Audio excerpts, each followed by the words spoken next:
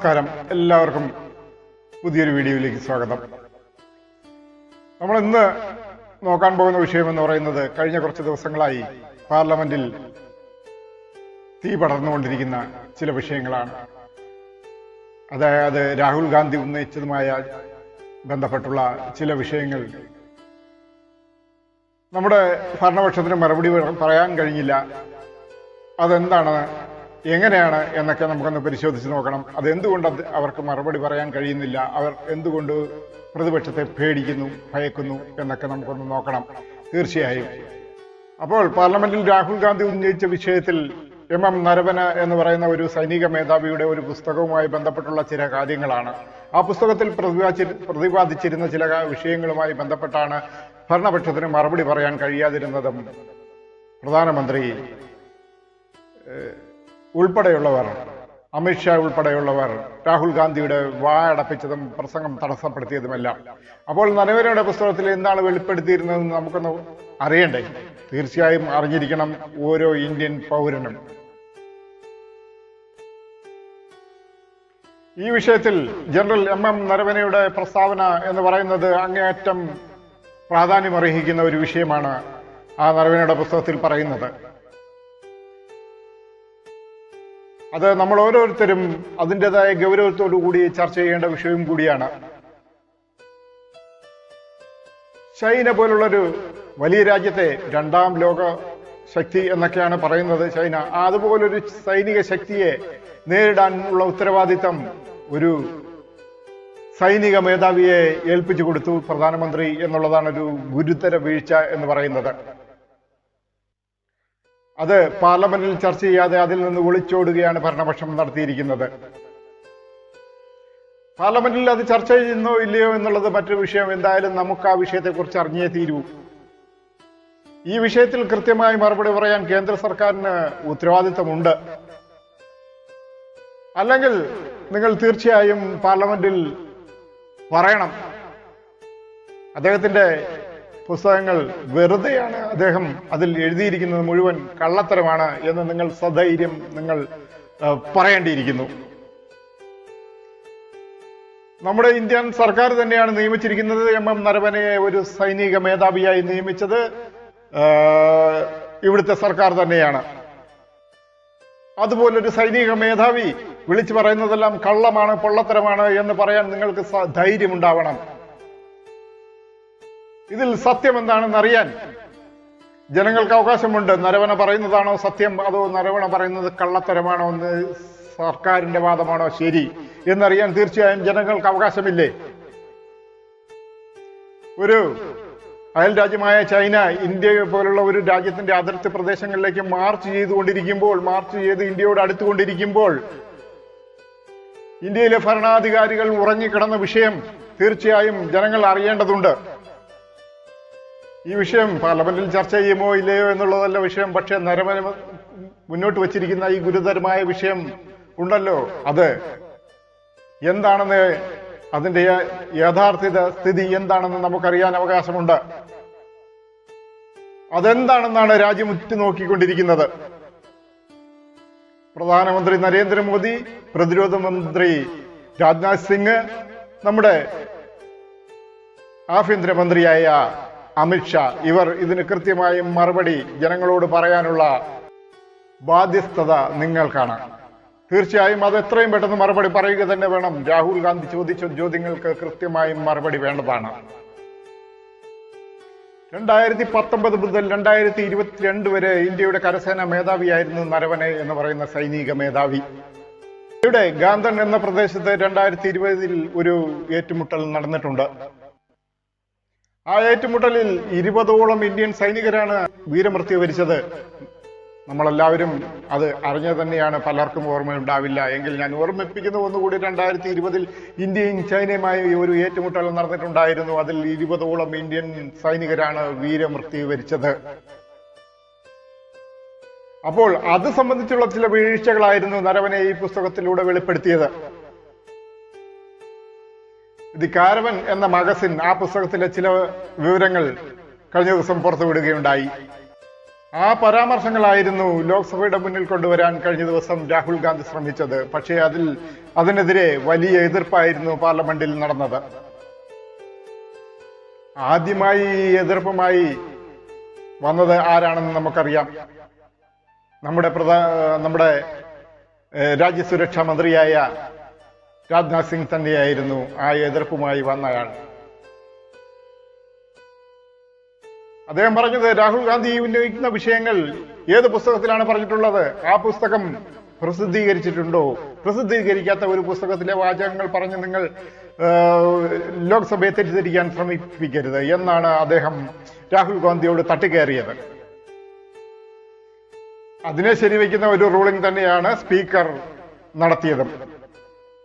അപ്പോൾ സ്പീക്കറിന്റെ ഉദ്ദേശവും അത് തന്നെയായിരുന്നു, ഈ വിഷയങ്ങളൊന്നും സഭയിൽ ഉന്നയിക്കാൻ പാടില്ല എന്നുള്ളത് തന്നെയായിരുന്നു. രാജ്നാഥ് സിംഗ് പറഞ്ഞത് ശരി തന്നെയാണ്. ഈ പുസ്തകം വെളിച്ചം കണ്ടിട്ടില്ല, ഈ പുസ്തകം പ്രസിദ്ധീകരിച്ചിട്ടില്ല. അതിന്റെ കാരണക്കാർ ആരാണെന്ന് നമുക്ക് അറിയാം. കൃത്യമായും ഈ ഭരണ അധികാരികൾ തന്നെയാണ്.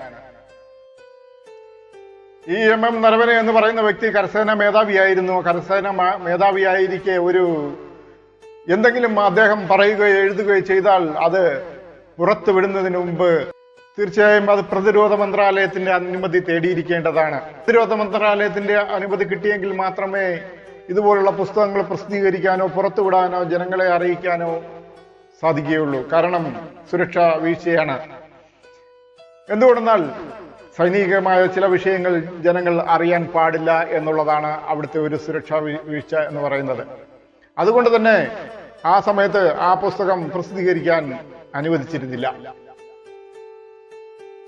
ദി 4 സ്റ്റാർസ് ഓഫ് ഡെസ്റ്റിനി എന്ന പുസ്തകം പ്രസിദ്ധീകരിക്കുവാനായി ഒരു പ്രസിദ്ധീകരണ കമ്പനി അതിന്റെ കരാർ ഏറ്റെടുക്കുകയും അത് പ്രസിദ്ധീകരിക്കാനുള്ള അനുമതി സർക്കാരിനോട് ചോദിക്കുമ്പോൾ അത് നിഷേധിക്കുകയാണ് ഉണ്ടായത്. ഇന്ത്യൻ പ്രധാനമന്ത്രി നരേന്ദ്രമോദിയെ കുറിച്ചുള്ള ഗുരുതരമായ ഒരു വീഴ്ച ഈ പുസ്തകത്തിൽ പ്രതിപാദിക്കുന്നു എന്നുള്ളത് കൊണ്ട് മാത്രമാണ് പ്രതിരോധ മന്ത്രാലയം ഈ പുസ്തകം പ്രസിദ്ധീകരിക്കാനുള്ള അനുമതി നൽകാത്തത്. അപ്പോൾ ആ കാര്യമാണ് കഴിഞ്ഞ ദിവസം രാഹുൽ ഗാന്ധി സഭയിൽ ഉന്നയിച്ചത്. അതിനുള്ള തീർച്ചയായും ഒരു മറുപടി കിട്ടണം എന്നായിരുന്നു രാഹുൽ ഗാന്ധിയുടെ ഭാഗത്ത് നിന്ന് രാഹുൽ ഗാന്ധി പറയാൻ ഉദ്ദേശിച്ചത്. പക്ഷെ അത് പ്രസംഗം പൂർത്തീകരിക്കാൻ അനുവദിക്കാതെ മറ്റുള്ളവർ തടയുകയായിരുന്നു. 2020 ഇന്ത്യയും ചൈനയും തമ്മിൽ ഏറ്റുമുട്ടിയപ്പോൾ ആ യുദ്ധത്തിന്റെ തുടക്കം എങ്ങനെയാണെന്ന് വിശദീകരിക്കുന്ന ഒരു ഭാഗം ഈ പുസ്തകത്തിലുണ്ട്. അതുകൊണ്ട് തന്നെയാണ് അവർ അതിനെതിരെ പ്രതികരിച്ചതും. അപ്പോൾ അതെന്താണെന്ന് നമുക്കൊന്ന് നോക്കണം. 2020 ഓഗസ്റ്റ് 31 രാത്രി 8 മണിക്ക്, അതായത് 2021 ഓഗസ്റ്റ് 31 രാത്രി 8 മണിക്ക് ഇന്ത്യൻ കരസേനാ മേധാവിയായ ജനറൽ എം നരവനയുടെ ഫോണിലേക്ക് ഒരു ഔദ്യോഗിക കോൾ വരുന്നു. ആ കോൾ വന്നത് എവിടെ നിന്നാണെന്നല്ലേ, നോർത്തേൺ കമാൻഡിന്റെ ജനറൽ മേധാവിയിൽ നിന്നാണ് ആ കോൾ വന്നത്. കാശ്മീർ അടക്കമുള്ള പ്രദേശങ്ങളുടെ സെക്യൂരിറ്റി നോക്കുന്ന ഒരു വിങ് ആണ് നോർത്തേൺ കമാൻഡ് എന്ന് പറയുന്നത്. അതിന്റെ മേധാവിയാണ് യോഗേഷ് ജോഷി എന്ന് പറയുന്ന മേധാവി. ആ മേധാവിയാണ് എം നരവനയുടെ ഫോണിലേക്ക് വിളിച്ചത്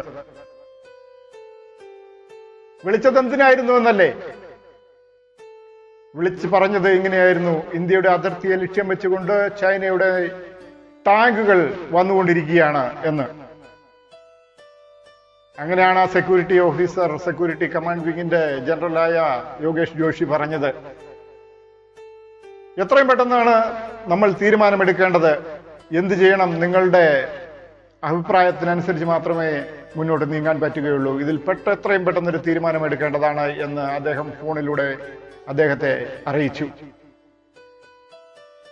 അപ്പോൾ തികഞ്ഞ ഉത്തരവാദിത്വത്തോടുകൂടി തന്നെ എം നരവനെ പ്രതിരോധ മന്ത്രിയായ രാജ്നാഥ് സിംഗിനെ ഫോണിൽ വിളിക്കുന്നു. തീർച്ചയായും ആ വഴിക്ക് തന്നെയാണ് പോകേണ്ടത്. സൈനിക മേധാവി ഒരു ഫോൺ ചെയ്ത് അഭിപ്രായം ചോദിക്കേണ്ടത് കരസേനാ മേധാവിയോട് തന്നെയാണ്. അപ്പോൾ ആ സ്ഥിതിക്ക് കരസേനാ മേധാവിയുടെ ഫോണിലേക്ക് എം നരവനെ ഫോൺ ചെയ്തു. അതും കഴിഞ്ഞ് സംയുക്ത സൈനിക മേധാവിയായിട്ടുള്ള മല്ലിക്കിനെ വിളിക്കുന്നു. അദ്ദേഹം ഫോണിലൂടെ ബന്ധപ്പെടുന്നു. അതിനുശേഷം ദേശീയ സുരക്ഷാ ഉപദേഷ്ടാവായിട്ടുള്ള അജിത് ഡോഹലിനെ വിളിക്കുന്നു. അതിനുശേഷം ഇന്ത്യയുടെ വിദേശകാര്യമന്ത്രിയായിട്ടുള്ള എസ് ജയശങ്കറിനെ വിളിക്കുന്നു. ഈ 4 പേരെയും വിളിച്ച് അദ്ദേഹം കാര്യം ചോദിക്കുന്നു. എന്താണ് ചെയ്യേണ്ടത്? എത്രയും പെട്ടെന്ന് ഒരു തീരുമാനമെടുക്കേണ്ടതാണ് ഈ വിഷയത്തിൽ. ഇന്ത്യയോട് അടുത്തുകൊണ്ടിരിക്കുകയാണ് ചൈനീസ് ടാങ്കുകൾ എന്ന് പറഞ്ഞു. എത്രയും പെട്ടെന്ന് നിങ്ങളുടെ ഒരു അഭിപ്രായം തന്നതെങ്കിൽ മാത്രമേ ഞങ്ങൾക്ക് മുന്നോട്ട് നീങ്ങാൻ പറ്റുകയുള്ളൂ. യുദ്ധം തുടങ്ങണോ വേണ്ടയോ അതോ നയതന്ത്രമായി ഇത് പറഞ്ഞവസാനിപ്പിക്കണോ എന്നുള്ള നിർദ്ദേശങ്ങൾ നിങ്ങളുടെ കയ്യിൽ നിന്ന് കിട്ടിയെങ്കിൽ മാത്രമേ ഞങ്ങൾക്ക് അതനുസരിച്ച് മുന്നോട്ട് നീങ്ങാൻ സാധിക്കുകയുള്ളൂ എന്ന് ഇദ്ദേഹം ഫോണിലൂടെ ഈ 4 ഉദ്യോഗസ്ഥരെയും 4 മേധാവികളെയും അറിയിക്കുന്നു. ഇന്ത്യയുടെ പ്രതിരോധ മന്ത്രി ഉൾപ്പെടെയുള്ളവരെ അറിയിക്കുന്നു. എന്നാൽ ഈ വിഷയത്തിൽ അത്ഭുതകരമായി സംഭവിച്ചത് ഈ 4 പേരും ഒരക്ഷരം പോലും മിണ്ടിയില്ല. എം നരവനെക്ക് ഒരു തരത്തിലുള്ള നിർദ്ദേശങ്ങളും കൊടുത്തില്ല എന്നുള്ളതാണ്. ആ വിവരം കൃത്യമായി ഈ പുസ്തകത്തിൽ പ്രതിപാദിക്കുന്നുണ്ട്. ഒരു യുദ്ധസമാനമായ സാഹചര്യമാണ് മുന്നിൽ വന്നുകൊണ്ടിരിക്കുന്നത്. ചൈനീസ് ആർമിയാണ് ഇന്ത്യയോട് അടുത്തുകൊണ്ടിരിക്കുന്നത്. അല്ലാതെ റോഡിലൂടെ നടക്കുന്ന സിവിലിയൻസ് ആയിട്ടുള്ള ജനങ്ങളൊന്നുമല്ല. ചൈനീസ് ആർമിയാണ് ഇന്ത്യയുടെ അതിർത്തി പ്രദേശങ്ങളോട് അടുത്തുകൊണ്ടിരിക്കുന്നത്. അവിടെ ഒരു യുദ്ധമാണ് നടക്കാൻ പോകുന്നത്. അവിടെ സൈനികമായാണോ അവരെ നേരിടേണ്ടത് അതോ അല്ലെങ്കിൽ ചർച്ചകൾ നടത്തിയാണോ അവരെ നേരിടേണ്ടത് എന്നുള്ള കാര്യങ്ങളെല്ലാം തീരുമാനിക്കുന്നത് ആരാണ്? സർക്കാരാണ് തീരുമാനിക്കുന്നത്. സർക്കാരിന്റെ തീരുമാനം സൈനിക മേധാവികളെ അറിയിച്ചെങ്കിൽ മാത്രമേ അതനുസരിച്ച് അവർക്ക് മുന്നോട്ട് പോകാൻ സാധിക്കുകയുള്ളൂ. അതുകൊണ്ട് തന്നെ അതും ഒരു കൂടിയാലോചന ഇല്ലാതെ എല്ലാവരും ഒന്നിച്ചാലോചിക്കാതെ മറുപടി പറയേണ്ട ഒരു സാഹചര്യമല്ലായിരുന്നു അത്. വീണ്ടും 1 മണിക്കൂർ കൂടി എം നരവനെ എന്ന് പറയുന്ന സൈനിക മേധാവി ഇവരിൽ ആരുടെയെങ്കിലും ഭാഗത്തു നിന്ന് മറുപടി ഉണ്ടാകുമെന്ന് കരുതി വെയിറ്റ് ചെയ്യുന്നു. ആ സമയത്ത് വീണ്ടും യോഗേഷ് ജോഷി ഫോൺ ചെയ്ത് മേധാവിയെ അറിയിക്കുന്നു. ഏകദേശം 1/2 കിലോമീറ്ററിനപ്പുറത്ത് വരെ, ഇന്ത്യയുടെ 1/2 കിലോമീറ്ററിനപ്പുറത്ത് വരെ സൈനിക ടാങ്കുകളും സൈനിക ആർമിയും എത്തി നിൽക്കുന്നുണ്ട്. എന്താണ് ചെയ്യേണ്ടത്? എത്രയും പെട്ടെന്ന് തീരുമാനമെടുക്കണം. എടുത്തെങ്കിൽ മാത്രമേ നമുക്ക് എന്താണ് വേണ്ടതെന്ന് വെച്ചാൽ ചെയ്യാൻ പറ്റുകയുള്ളൂ എന്ന് അദ്ദേഹം വീണ്ടും ഫോൺ ചെയ്ത് അറിയിക്കുന്നു. ഈ സമയമെല്ലാം നമ്മുടെ സൈനിക മേധാവിമാർ വായി നോക്കിയിരിക്കുകയായിരുന്നു ഇവരുടെ ആരുടെയും ഒരു ഉത്തരവ് കിട്ടാത്തതിന്റെ പേരിൽ. ആ സമയത്താണ് ഒരു 10 മണി കഴിഞ്ഞപ്പോൾ 2 മണിക്കൂർ കഴിഞ്ഞപ്പോൾ നമ്മുടെ പ്രതിരോധ മന്ത്രിയുടെ ഒരു ഫോൺ കോൾ എം നരവനയുടെ ഫോണിലേക്ക് എത്തുന്നു. ആ ഫോൺ കോളിൽ പറഞ്ഞത്, അവിടെയാണ് നമുക്ക് ഞെട്ടിക്കുന്ന ചില വിഷയങ്ങൾ കിട്ടിയത്. അദ്ദേഹം രാജ്നാഥ് സിംഗ് എം നരവനയുടെ ഫോണിലൂടെ പറയുകയാണ്, ഞാൻ പ്രധാനമന്ത്രി നരേന്ദ്രമോദിയുമായി ചർച്ച ചെയ്തു. നിങ്ങൾ ഉചിതമായ തീരുമാനമെടുത്തോളാനാണ് അദ്ദേഹം പറഞ്ഞത് എന്ന് നരവനയോട് രാജ്നാഥ് സിംഗ് പറയുന്നു. നിങ്ങൾ ഉചിതമായ തീരുമാനങ്ങൾ എടുത്തുകൊള്ളൂ. എന്ത് വിഷയമാണ്? ഒരു യുദ്ധം നടക്കാൻ പോകുന്നതിന്റെ വിഷയമാണ്. ആ വിഷയത്തിലാണ് സൈനിക മേധാവിമാർക്ക് ഉചിതമായ തീരുമാനം എടുത്ത് യുദ്ധം ചെയ്യാനോ അല്ലെങ്കിൽ നയപരമായ ചർച്ചയിലൂടെ യുദ്ധം അവസാനിപ്പിക്കാനോ ഉള്ള തീരുമാനം അവർക്ക് സ്വയം എടുക്കാം എന്നുള്ളൊരു പ്രഖ്യാപനം നടത്തുന്നത്. ഇന്ത്യയുടെ സുരക്ഷാ മന്ത്രിയാണ് വിളിച്ച് സൈനിക മേധാവിയോട് പറയുന്നത്. ഇതിനെക്കുറിച്ച് എം നരവന ആ പുസ്തകത്തിൽ വിശദീകരിച്ചിരിക്കുന്നത് ഈ മറുപടി കേട്ട് ഞെട്ടിത്തെരിച്ചുപോയി എന്നാണ്. തീർച്ചയായും അങ്ങനെയല്ലേ? ഒരു സുരക്ഷാ വീഴ്ചയാണ് അവിടെ സംഭവിച്ചിരിക്കുന്നത്. സൈനിക മേധാവിമാർക്ക് സ്വയം തീരുമാനമെടുക്കാം ഒരു രാജ്യത്തിന്റെ സുരക്ഷാ കാര്യങ്ങളിൽ എന്നുള്ള ഒരു സ്ഥിതിവിശേഷത്തിലാണ് അവർ എത്തിയത്.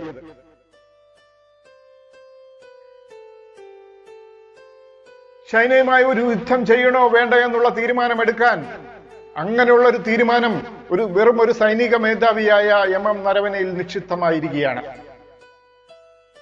രാജ്യത്തിന്റെ തലവന്മാർക്ക് ആർക്കും ഇതിലൊരു ഉത്തരവാദിത്വമില്ല. നിങ്ങളുടെ തീരുമാനം എടുത്ത് അതുപോലെ ചെയ്തുകൊള്ളൂ എന്നാണ് ഒരു യുദ്ധത്തിന്റെ സമയത്ത് സൈനിക മേധാവിമാർക്ക് കിട്ടുന്ന ഒരു ഉപദേശം എന്ന് പറയുന്നത്, അതും രാജ്യ തലവന്മാരിൽ നിന്ന്.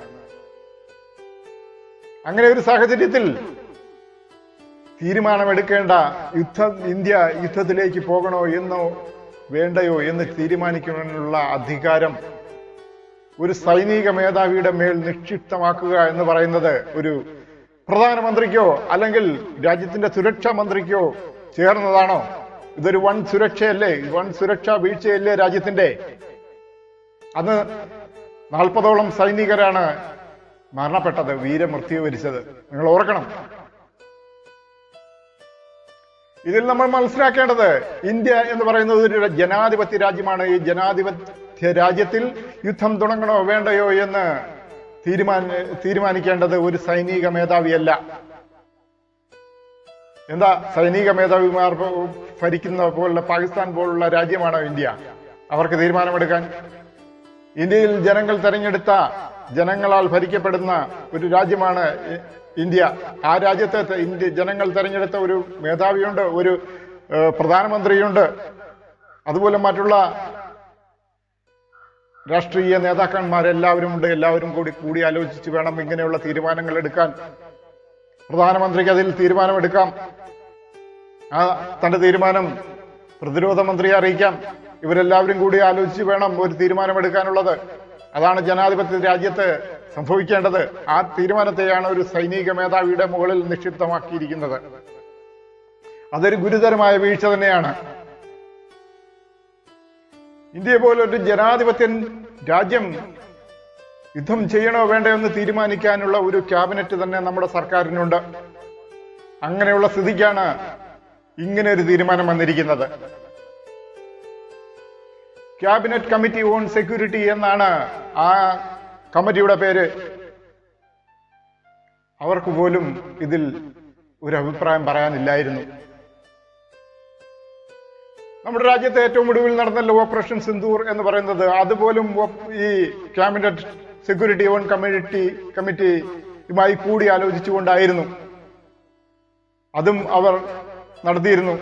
അപ്പോഴാണ് 2020 ഇതൊന്നും ചെയ്യാതെ സൈനിക മേധാവിക്ക് യുദ്ധം ചെയ്യാനോ അല്ലെങ്കിൽ യുദ്ധം വേണ്ടെന്ന് വയ്ക്കാനോ ഉള്ള തീരുമാനം അദ്ദേഹത്തിന്റെ തലയിൽ നിക്ഷിപ്തമാക്കി കൊടുത്തത്. ഏറ്റവും ഒടുവിൽ ഓപ്പറേഷൻ സിന്ദൂർ നടന്നത് എങ്ങനെയാണെന്ന് നമുക്കെല്ലാവർക്കും അറിയാം.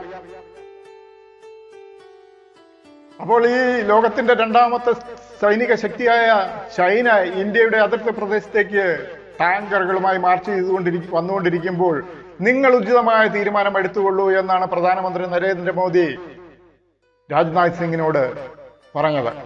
രാജ്നാഥ് സിംഗ് അത് ഒരു സൈനിക മേധാവിക്ക് വിട്ടുകൊടുക്കുകയും ചെയ്തു. അപ്പോൾ ഇങ്ങനെയാണോ നമ്മുടെ രാജ്യത്ത് സംഭവിക്കേണ്ടത്? ഈ വിഷയം തന്നെയല്ലേ രാഹുൽ ഗാന്ധി സഭയിൽ ഉന്നയിക്കാൻ ശ്രമിച്ചത്? ഈ വിഷയങ്ങളാണ് എം നരേന്ദ്രയുടെ ഈ പുസ്തകത്തിൽ പ്രതിപാദിക്കുന്നത്. തീർച്ചയായും എല്ലാവരും ഇത് ഒന്ന് അറിഞ്ഞിരിക്കേണ്ട കാര്യമാണ്. ഈ പുസ്തകത്തിന്റെ പതിപ്പ് എവിടെയെങ്കിലും കിട്ടുമെങ്കിൽ ഇപ്പോൾ നെറ്റിലൊക്കെ അവൈലബിൾ ആണ്. എല്ലാവരും ഒന്ന് വായിച്ചു നോക്കേണ്ടത് അത്യാവശ്യം തന്നെയാണ്. ഈ പുസ്തകത്തിന്റെ പൂർണ്ണരൂപം ഇല്ലെങ്കിലും കുറച്ചെങ്കിലും എവിടെയെങ്കിലും ഉണ്ടാവും. അതെല്ലാം നിങ്ങൾ വായിച്ച് മനസ്സിലാക്കി നമ്മുടെ സർക്കാരുകളുടെ വീഴ്ചകളെക്കുറിച്ചും പ്രതിരോധ മന്ത്രാലയത്തിന്റെ വീഴ്ചകളെക്കുറിച്ചും ഒക്കെ മനസ്സിലാക്കേണ്ടതാണ്.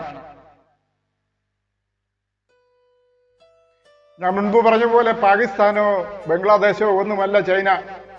ചൈന എന്ന് പറയുന്നത് അവർ അവകാശപ്പെടുന്നത് ലോകത്തിലെ നമ്പർ 1 സൈനിക ശക്തിയാണ് ഞങ്ങൾ എന്നാണ് ചൈന സ്വയം വിശേഷിപ്പിക്കുന്നത്. ആ രാജ്യത്തിന്റെ സൈന്യങ്ങളാണ് ഇന്ത്യയുടെ അതിർത്തി പ്രദേശങ്ങളിലേക്ക് അടുത്തുകൊണ്ടിരിക്കുമ്പോൾ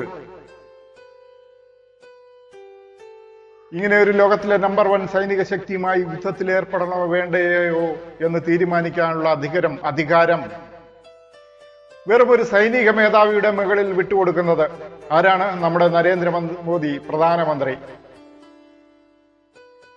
എന്നാണ് ഈ സൈനിക മേധാവി ആ പുസ്തകത്തിൽ വ്യക്തമാക്കിയിരിക്കുന്നത്. അതൊരു ഗുരുതരമായ വീഴ്ചയല്ലേ? ഈ വീഴ്ച ചൂണ്ടിക്കാണിക്കാനാണ് രാഹുൽ ഗാന്ധി പാർലമെന്റിൽ ശ്രമിച്ചത്. ആ ശ്രമമാണ് ഭരണപക്ഷം തടഞ്ഞതും അദ്ദേഹത്തിന്റെ പ്രസംഗം തടസ്സപ്പെടുത്തിയതും.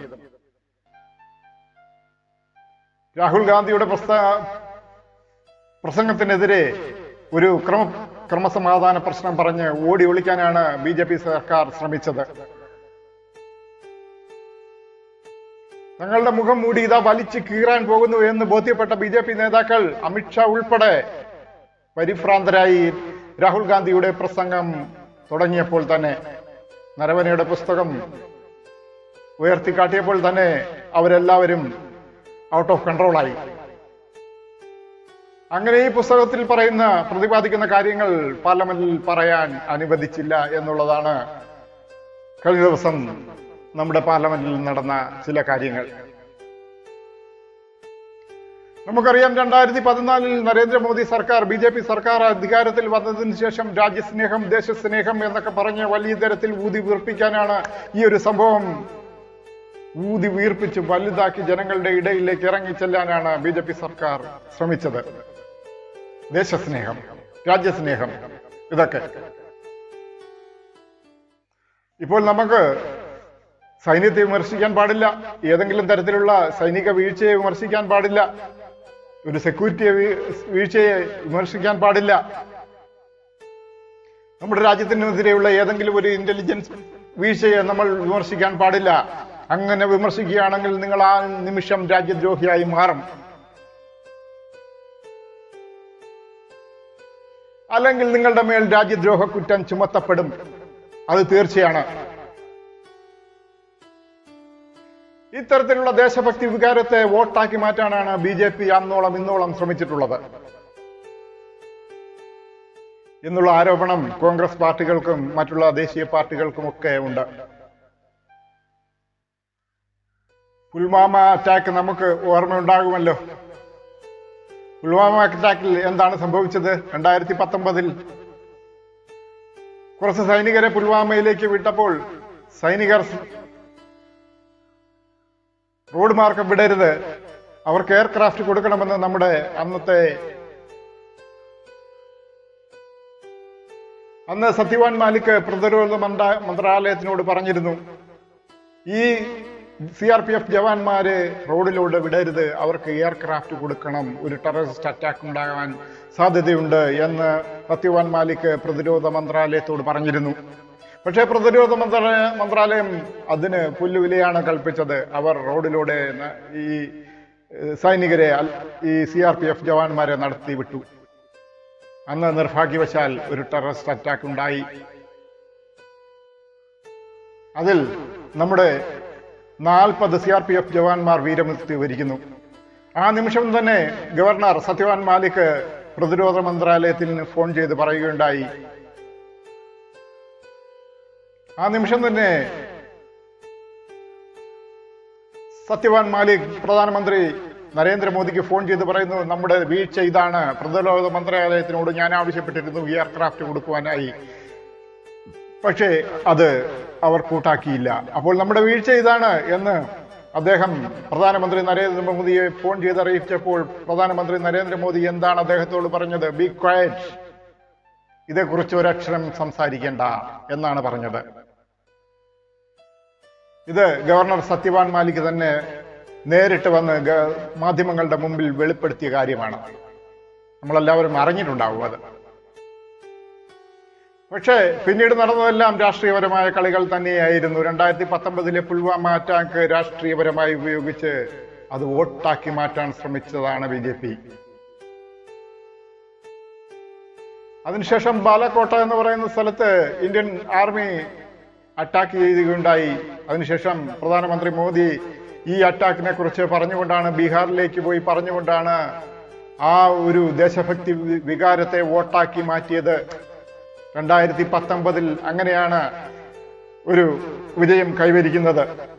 അതിനെക്കുറിച്ചെല്ലാം നമ്മൾ അറിഞ്ഞത് തന്നെയല്ലേ, അറിഞ്ഞതാണ്. എന്നിട്ടും എല്ലാവരും മറന്നുപോയി. ഏറ്റവും ഒടുവിലായി പെഹൽഗാമിൽ ഒരു സംഘർഷമുണ്ടായല്ലോ. അതിൽ 25 പേരല്ലേ മരിച്ചു വീണത്. നമ്മൾ വാർത്തകളിലൂടെ എല്ലാം അറിഞ്ഞതാണല്ലോ. അതൊരു വലിയ സുരക്ഷാ വീഴ്ചയാണ് ഉണ്ടായതെന്ന് അതും അവിടുത്തെ ഗവർണർ ജനറൽ തന്നെയാണ് പറഞ്ഞത്, വ്യക്തമാക്കിയത്. അവിടെ ഒരു വലിയ ഇന്റലിജൻസ് ഫെയിലിയർ ഉണ്ടായി. അത് പലരും ചൂണ്ടിക്കാണിച്ചു. കാശ്മീർ ഗവർണർ തന്നെയാണ് അപ്പോഴും അവിടെ ഒരു വൻ സുരക്ഷാ വീഴ്ച ഉണ്ടായി എന്ന് പറഞ്ഞത്. അപ്പോഴും അതൊന്നും ചർച്ച ചെയ്യാൻ നമ്മുടെ രാജ്യം തയ്യാറായില്ല. കാരണം എന്താണ്? ഇത്തരത്തിലുള്ള കാര്യങ്ങൾ ചർച്ച ചെയ്താൽ നമ്മൾ രാജ്യദ്രോഹികളാകും, ദേശദ്രോഹികളാകും, രാജ്യദ്രോഹ കുറ്റം നമ്മളുടെ മേൽ അടിച്ചേൽപ്പിക്കപ്പെടും എന്നുള്ളതാണ്. അത്തരത്തിലുള്ളൊരു സാഹചര്യമാണ് BJP ഇന്നിവിടെ ഒരുക്കി വച്ചിരിക്കുന്നത്. രാജ്യദ്രോഹ കുറ്റം ചുമത്തി ആരെയും ജയിലിലടയ്ക്കാം എന്നുള്ള, അങ്ങനെ ദേശസ്നേഹത്തിന്റെ ഒരു പൂർണ്ണ രൂപമാണ് BJP എന്ന് അവർ സ്വയം വരുത്തി തീർത്ത് ഇന്ത്യയിൽ വെച്ചിരിക്കുകയാണ്. നമ്മുടെ ഇന്ത്യ രാജ്യം സ്വതന്ത്രമായിട്ട് 78 വർഷങ്ങൾ കഴിഞ്ഞു. BJP ഉണ്ടായിട്ട് 46 വർഷങ്ങൾ. 1980-ലാണ് BJP ഉണ്ടാകുന്നത്. അതിനു മുമ്പും ഇന്ത്യ പല രാജ്യങ്ങളുമായി യുദ്ധം ചെയ്തിട്ടുണ്ട്, ജയിച്ചിട്ടുണ്ട്. ദേശസ്നേഹം അന്നും ഉണ്ടായിരുന്നു.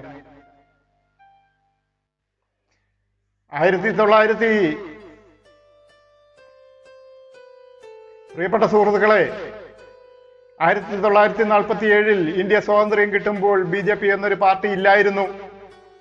BJP എന്ന പാർട്ടിക്ക് രൂപം കൊടുത്ത RSS എന്നൊരു പാർട്ടി അന്നത്തെ സ്വാതന്ത്ര്യ സമരത്തിന്റെ ഭാഗവുമായിരുന്നില്ല. അതെല്ലാവർക്കും അറിയാവുന്നത് തന്നെയല്ലേ. അങ്ങനെ ഒരു പാർട്ടിയാണ് ഇന്ന് രാജ്യസ്നേഹം പഠിപ്പിക്കാൻ, ദേശസ്നേഹം പഠിപ്പിക്കാനും ജനങ്ങളുടെ മുന്നിലേക്ക് ഇറങ്ങി പുറപ്പെട്ടിരിക്കുന്നത് എന്നുള്ളത് എല്ലാവർക്കും അറിയാം. എന്നാണ് BJP സർക്കാരിനെ കോൺഗ്രസും മറ്റുള്ള പാർട്ടികളും പരിഹസിക്കുന്നത്. നമ്മുടെ രാജ്യത്ത് ആദ്യമായി യുദ്ധം ചെയ്യുന്നത് BJP സർക്കാരൊന്നും അല്ല.